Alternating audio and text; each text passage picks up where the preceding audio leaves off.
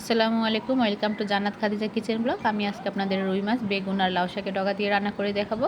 এখানে আমি পেঁয়াজ আর কাঁচামরিচ বাটা আর জিরা বাটা নিয়ে নিয়েছি। মাছগুলো আমি লবণ আর হলুদ মাখিয়ে নিয়েছি। এখন মাছগুলো আমি ভালো মতো ভেজে নিব।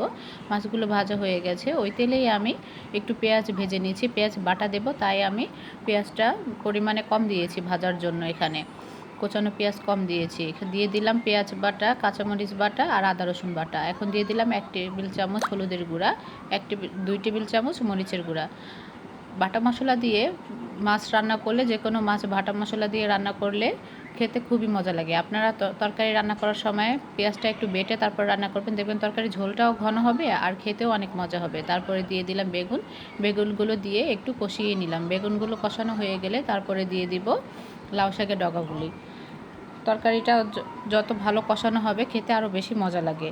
এখন দিয়ে দিলাম লাউ শাকের ডগা। লাউ শাকের ডগাটা একটু ভালো মতন কষিয়ে তারপরে ঢাকনা দিয়ে দিব। একটু নাড়াচাড়া দিয়ে ঢাকনা দিয়ে দিব। ঢাকনা দিয়ে কষিয়ে তারপরে আমি পরিমাণ মতো পানি দিয়ে দিব মাছগুলো।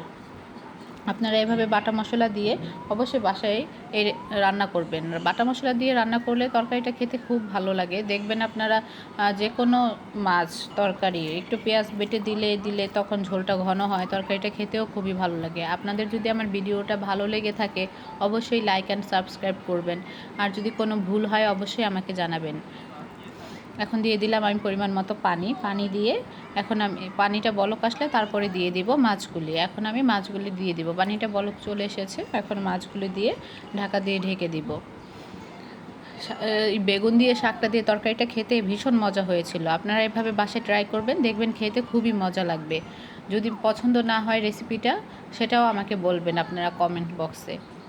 আপনাদের ভিডিওটা যদি ভালো লেগে থাকে অবশ্যই লাইক অ্যান্ড সাবস্ক্রাইব করবেন, আর পাশে বেল আইকন বাটনটি অবশ্যই চেপে দেবেন। দেখুন তরকারির কালারটা কত সুন্দর হয়েছে দেখতে। তরকারিটা খেতেও ভীষণ মজা হয়েছিল। দেখুন তরকারির কালারটা কত সুন্দর হয়েছে। থ্যাংক ইউ আমার ভিডিও দেখার জন্য আপনাদের।